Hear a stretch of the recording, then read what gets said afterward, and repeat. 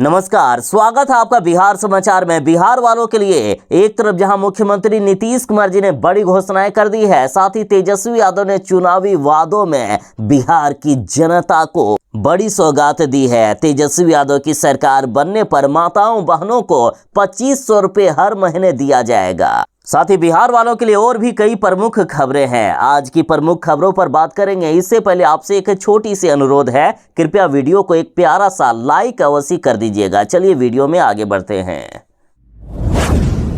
RRB group D में 10वीं पास के लिए 32,000 से भी ज्यादा पदों पर बहाली निकाली गई है। और अब बड़ी खबर यह है कि ग्रुप डी में आवेदन करने की अंतिम तारीख बढ़ा दी गई है। ग्रुप डी में 23 जनवरी 2025 से ऑनलाइन आवेदन लिया जा रहा है। साथ ही लास्ट डेट 22 फरवरी 2025 तक थी, लेकिन अब इसे बढ़ा दिया गया। अब ग्रुप डी में अभ्यर्थी 1 मार्च 2025 तक ऑनलाइन आवेदन कर सकते हैं। साथ ही पेमेंट करने का लास्ट डेट 3 मार्च 2025 तक है। तो वैसे अभ्यर्थी जिन्होंने मैट्रिक पास किया है, इसके लिए आवेदन कर सकते हैं। यदि आयु सीमा की बात करें तो मिनिमम आयु 18 साल और मैक्सिमम 36 साल मांगी गई है। टोटल 32,438 पदों पर बम्पर बहाली निकली है। तो वैसे अभ्यर्थी जो 10वीं पास है, इसके लिए आवेदन कर सकते हैं। आवेदन करने के लिए आपको रेलवे की आधिकारिक वेबसाइट rrbapply.gov.in पर जाना होगा।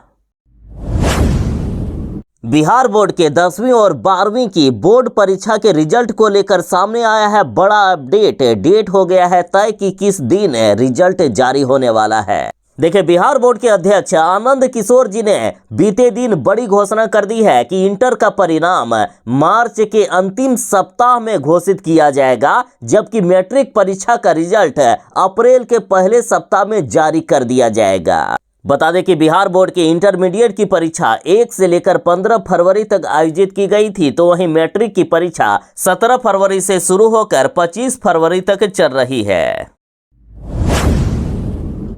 बिहार में शराबबंदी कानून होने के बावजूद हर गली मोहल्ले में शराब बेचा जा रहा है। शराब की होम डिलीवरी हो रही है। सरकार उन लोगों तक पहुंच ही नहीं पा रही है कि गांव में कौन लोग शराब बनाने का काम करते हैं। तो अब सरकार ने बड़ा फैसला लिया है कि आपके इलाके के मुखिया और वार्ड सदस्य सरकार को बताएंगे कि कौन शराब बेचता है और बनाता है। यानी मुखिया और वार्ड सदस्य को अब शराब माफियाओं और शराब तस्करों के साथ साथ शराब पीने वालों को ढूंढने का काम दे दिया गया है। देखिए, बिहार में हो रही लगातार जहरीली शराब से लोगों की मौतों को ध्यान में रखते हुए पुलिस मुख्यालय ने अब सभी जिलों की पुलिस और उत्पाद विभाग को स्थानीय मुखिया और वार्ड पार्षद के सहयोग से शराब के अड्डों की पहचान कर कार्रवाई करने का निर्देश दिया है। अब बिहार के मुखिया, वार्ड पार्षद और चौकीदार शराबियों को और शराब बनाने वालों को ढूंढेंगे और पुलिस और उत्पाद विभाग को ये जानकारी देंगे कि उनके इलाके में कौन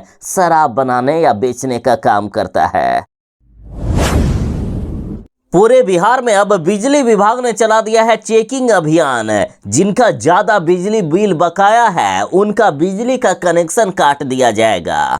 देखिए, बिहार में वैसे उपभोक्ता जिनके यहां अभी तक स्मार्ट प्रीपेड मीटर नहीं लगा हुआ है और उनका बिजली बिल 10,000 रुपया या उससे अधिक बकाया है, तो उनको 5 से 7 दिन का समय दिया जाएगा बिजली बिल जमा करने के लिए। यदि वे बिजली बिल जमा नहीं करते हैं तो उनका बिजली का कनेक्शन काटा जाएगा। साथ ही जिनके यहाँ स्मार्ट प्रीपेड मीटर लगा हुआ है, उन लोगों के लिए खास खबर है कि बिहार में ऐसे 8 लाख ग्राहकों की बिजली कंपनी ने पहचान कर ली है, जिन्होंने पिछले 3 महीने से अपने स्मार्ट प्रीपेड मीटर का रिचार्ज नहीं किया है। तो ऐसे उपभोक्ता जल्द से जल्द अपने बिजली बिल का भुगतान करें या फिर स्मार्ट प्रीपेड मीटर को रिचार्ज करें। ऐसा ना करने पर बिजली कंपनी आपके बकाया फिक्स चार्ज की कटौती नहीं कर सकेगी और चौथे महीने में आपका बिजली कनेक्शन काट दिया जाएगा। इसके बाद रिकनेक्शन के लिए बिजली कार्यालय के चक्कर काटने पड़ेंगे, यानी कनेक्शन को परमानेंट काट दिया जाएगा। फिर से आपको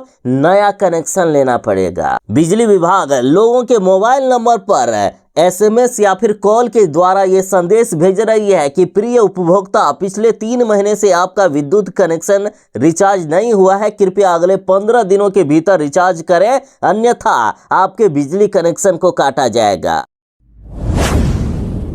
10वीं पास के लिए नौकरी पाने का है सुनहरा मौका। बिना किसी परीक्षा के डायरेक्ट 21,000 पदों पर होगी बम्पर बहाली और सैलरी भी 29,000 से भी ज्यादा दिया जाएगा। देखिए, बिहार में ग्रामीण डाक सेवक के पदों पर बम्पर बहाली निकाली गई है। डाक विभाग ने गांव-गांव तक अपनी मजबूत संरचना को लेकर नियुक्ति प्रक्रिया प्रारंभ की है। इसके तहत सहायक शाखा डाकपाल एवं ग्रामीण डाक सेवक के 21,413 पदों पर होगी बम्पर बहाली और इसके लिए ऑनलाइन आवेदन की प्रक्रिया 10 फरवरी 2025 से ही शुरू है। अंतिम तारीख 3 मार्च 2025 तक रखी गई है। इच्छुक उम्मीदवार जो आवेदन करना चाहते हैं वे आधिकारिक website India post GDS online.gov.in पर जाकर आवेदन कर सकते हैं। शैक्षणिक योग्यता की बात करें तो 10वीं पास मांगा गया है। 10वीं में आपका जितना नंबर है उसी के अनुसार मेरिट लिस्ट बनाया जाएगा, यानी 10वीं में जिनका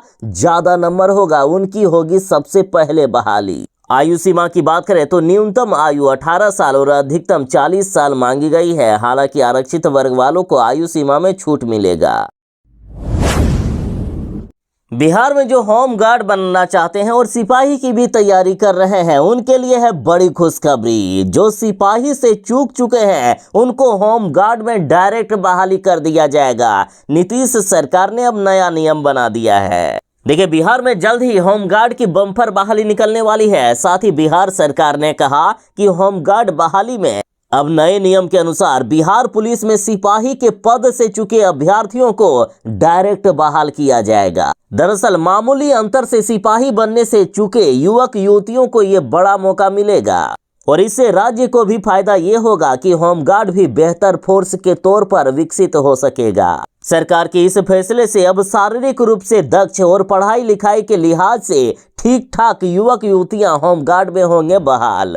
साथ ही वैसे अग्निवीर जिनकी 4 साल नौकरी हो चुकी है तो जिनको नौकरी से निकाला जाएगा उनकी भी होमगार्ड में डायरेक्ट बहाली होगी। देखिए, सूत्रों के मुताबिक फिलहाल सेना से रिटायर होने वाले यानी अग्निवीर जवानों के लिए विशेष तौर पर गठित बिहार विशेष सैन्य बटालियन 16 में जगह दी जा सकती है। इसके बाद इन अग्निवीरों को रेगुलर फोर्स में अवसर देने पर भी विचार किया जा रहा है। और सुनिए, सिपाही बनने से थोड़ा सा नंबर से जो चूक गए हैं उनकी होमगार्ड में डायरेक्ट बहाली हो तो जाएगी, फिर बाद में सिपाही की अगली बहाली में तय मापदंडों में फिट बैठने वाले दोबारा बहाली परीक्षा में एग्जाम भी दे सकते हैं, यानी शामिल भी हो सकते हैं।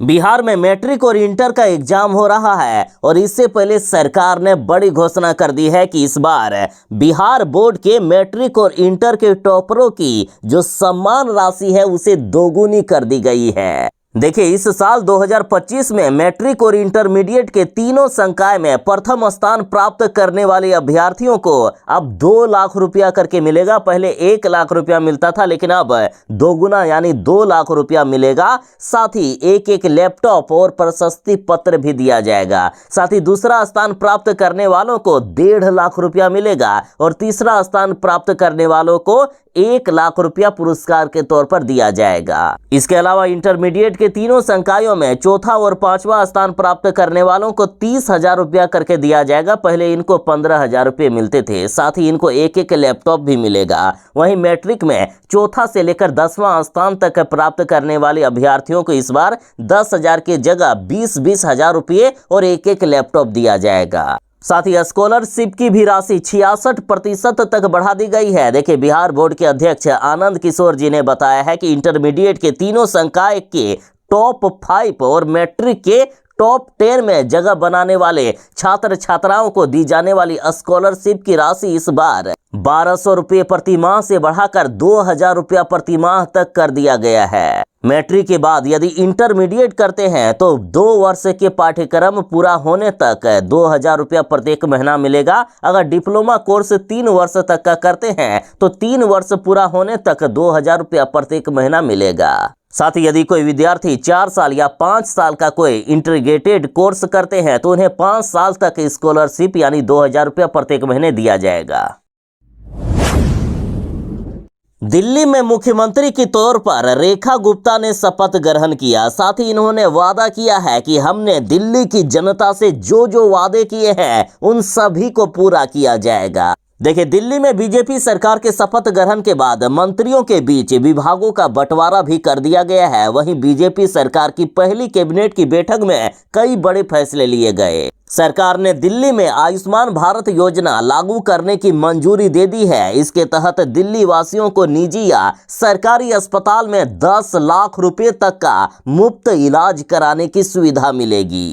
तो वहीं दिल्ली की 9वीं मुख्यमंत्री बनने के बाद रेखा गुप्ता जी ने बड़ी घोषणा कर दी कि मैं शीश महल में नहीं रहूंगी। और सुनिए, दिल्ली की जनता को अब क्या क्या देने वाली है बीजेपी सरकार। तो सबसे पहले दिल्ली की हर एक वैसी महिला जिनकी उम्र 18 साल से लेकर 50 साल तक हो गई है, उनको 2500 रुपए हर महीने दिया जाएगा। साथ ही बुजुर्गों के लिए 2500 रुपए की मासिक पेंशन योजना बढ़ा दी गई है। यानी अब बुजुर्गों को जो पेंशन मिलेगा वो 2500 रुपए हर महीने मिलेगा। तो वही 70 साल से अधिक उम्र वालों को पेंशन के रूप में 3000 रुपया दिया जाएगा। साथ ही गर्भवती माताओं के लिए 21,000 रुपया मिलेंगे। तो वहीं केजी से पीजी तक की शिक्षा फ्री कर दी जाएगी। साथ ही आम आदमी पार्टी की सरकार जो पहले से मुफ्त पानी और बिजली की योजना चला रही थी, उसे आगे भी जारी रखा जाएगा।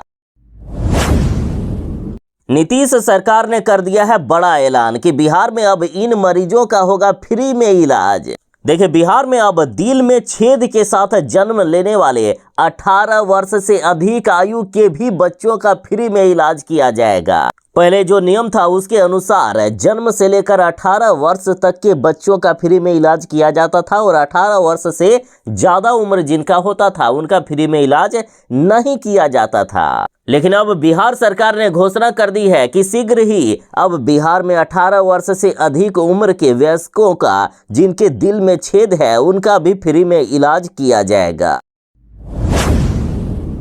बीपीएससी 17वीं मेंस परीक्षा की तिथि की घोषणा कर दी गई है। और इधर बड़ी खबर आ रही है कि अब 12 छात्र 3 साल और 1 छात्र आजीवन नहीं दे पाएंगे बीपीएससी का एग्जाम। देखिए, बीपीएससी ने बीते दिन 17वीं संयुक्त प्रारंभिक परीक्षा में धांधली और अनियमितताओं के मामले में 13 उम्मीदवारों को आयोग की परीक्षा से वंचित कर दिया है। इनमें से 12 उम्मीदवारों को 3 वर्ष के लिए प्रतिबंधित किया गया है, जबकि एक को आजीवन के लिए। और ये निर्णय सीसीटीवी फुटेज, तकनीकी साक्ष्य और गहन जांच के बाद लिया गया। बीपीएससी ने बताया कि पटना के बापू परीक्षा केंद्र और समस्तीपुर के एक केंद्र से जुड़े मामले प्रमुख हैं। समस्तीपुर में एक उम्मीदवार दूसरे व्यक्ति के बदले परीक्षा देते हुए पकड़ा गया था। इसी के चलते इसे आजीवन परीक्षा से वंचित कर दिया गया। तो वहीं 11 उम्मीदवारों ने बापू परीक्षा केंद्र से प्रश्न पत्र और उत्तर पुस्तिकाएं गैर कानूनी तरीके से बाहर ले जाकर सोशल मीडिया पर अपलोड कर दी थी। इसलिए इन 11 उम्मीदवारों को 3 वर्ष के लिए प्रतिबंधित किया गया है। इसके अलावा एक उम्मीदवार को सोशल मीडिया पर आयोग के खिलाफ